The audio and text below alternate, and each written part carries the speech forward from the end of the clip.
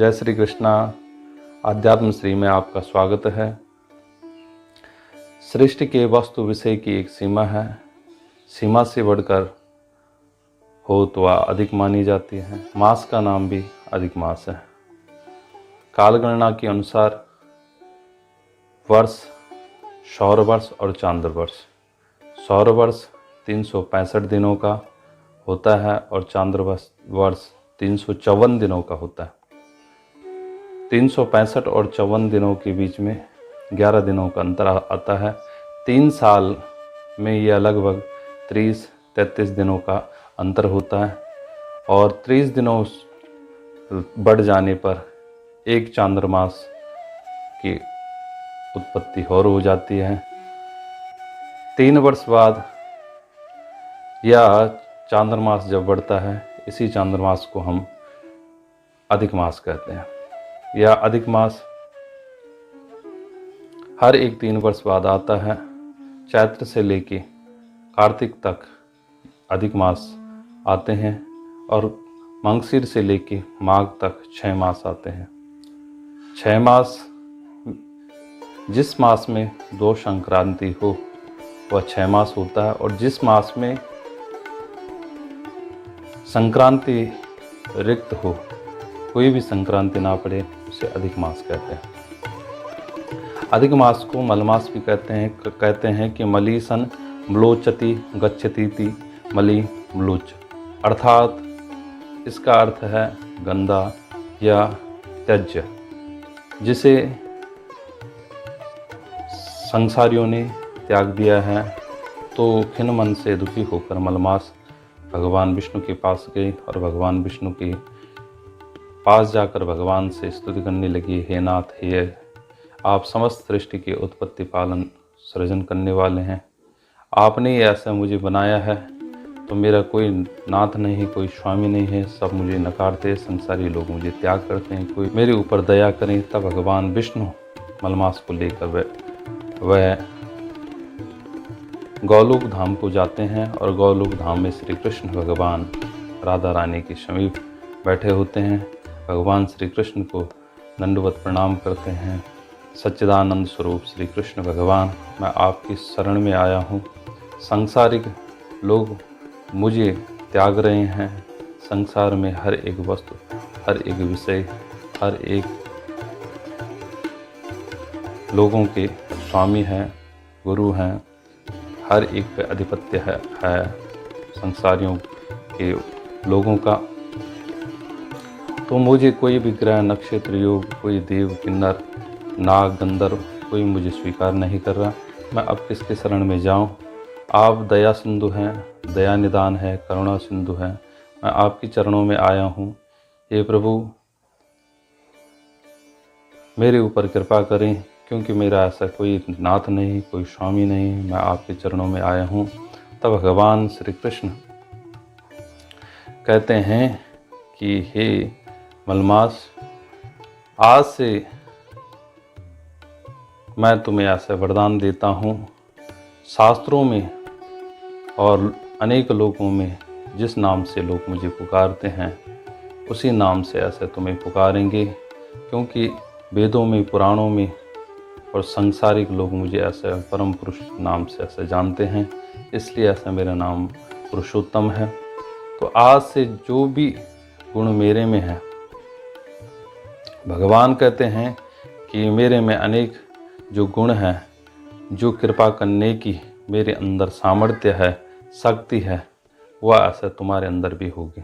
जो तुम्हारे आगमन पर सत्कर्म करेंगे, यज्ञ अनुष्ठान करेंगे, नित्य व्रत करेंगे, पूजा करेंगे, पाठ करेंगे, तप करेंगे, यज्ञ अनुष्ठान करेंगे, जो भी निस्वार्थ भाव से, निष्काम भाव से भगवत भक्ति में ऐसा लीन रहेगा, उसे तुम वही वरदान देने में सामर्थ्य। उन पर प्रातःकाल स्नान करके भगवत स्मरण करता है, देवार्चन, यज्ञ, अनुष्ठान, व्रत करता है, जो विष्णु शास्त्र नाम, शिव शास्त्र नाम, सूर्य शास्त्र नाम, शिव शास्त्र नाम, अनेक शास्त्र नाम हैं, उनका ऐसा पाठ करना। गणेश अथर्वशीष, विष्णु अथर्वशीष, सूर्य अथर्वशीष, दुर्गा अथर्वशीष, शिव अथर्वशीष का पाठ करना। भगवान के अनेक नाम हैं, अनेक मंत्र है। हरे राम राम राम हरे हरे, हरे कृष्ण कृष्ण कृष्ण हरे हरे। जो इस महामंत्र का जप करता है भगवान श्री कृष्ण उस पर अपार कृपा करते हैं। अनेक मंत्र है। कहा गया है कि गोवर्धन धरम वंदे गोपालम गोपीरूपिणम गोकुलोत्सव मीसानम गोविंदम गोपिका प्रियम। जो इस मंत्र का ऐसा जप करता है उस पर भगवान श्री कृष्ण परम पुरुषोत्तम बड़े प्रसन्न रहते हैं। भक्त के ऐसे मन में भगवान का वास हो जाता है। और इस प्रकार भगवान के अनेक नाम हैं, अनेक नामों का जो ऐसा स्मरण करता है, जप करता है। जप की महिमा बताते हैं कि जपेन पापम समहेदशीषम यत्तत्कृतं जन्म परंपरासु जपेन भोगान जपे च मृत्यु जपेन सिद्धिम लभते च मुक्तिम। जब से ही समस्त पाप समन हो जाते हैं और जन्म जन्मांतरों के पाप ताप सब ऐसा नष्ट हो जाते हैं जप करने से। और जप करने से ही सांसारिक विषय वस्तु सुख साधन यश कीर्ति लाभ मिलता है और मुक्ति भी जप से ही मिलती है।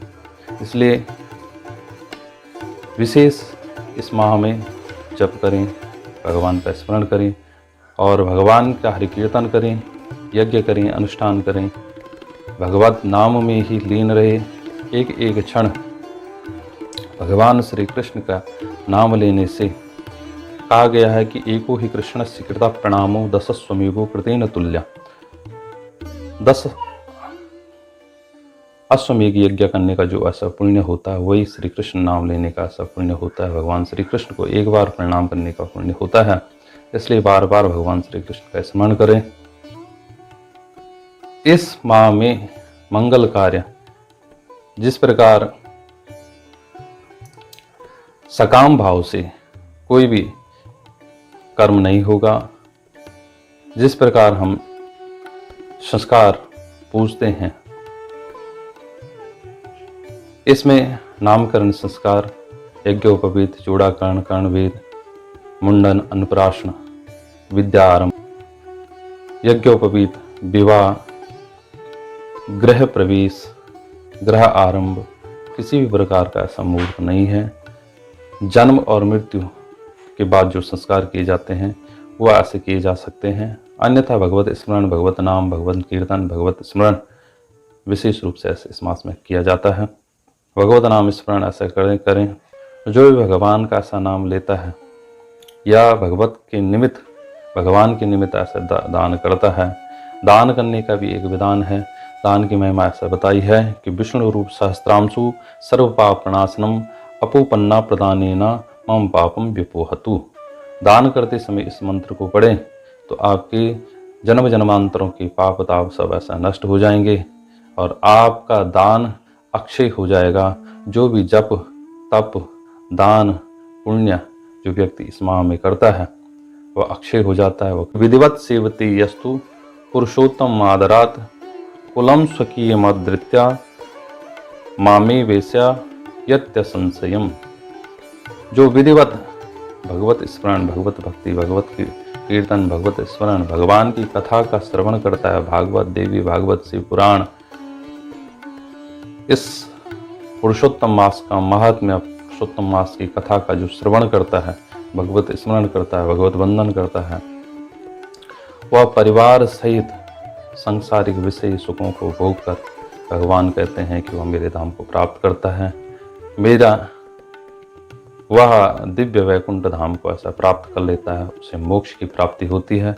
इस प्रकार मलमास की महिमा है। आप लोग इस मलमास में अधिक से अधिक भगवत स्मरण करें। यह मलमास 18 सितंबर से लेकर 16 अक्टूबर तक प्रारंभ हो रहा है और 17 अक्टूबर के बाद शुभ नवरात्रि का प्रारंभ हो रहा है।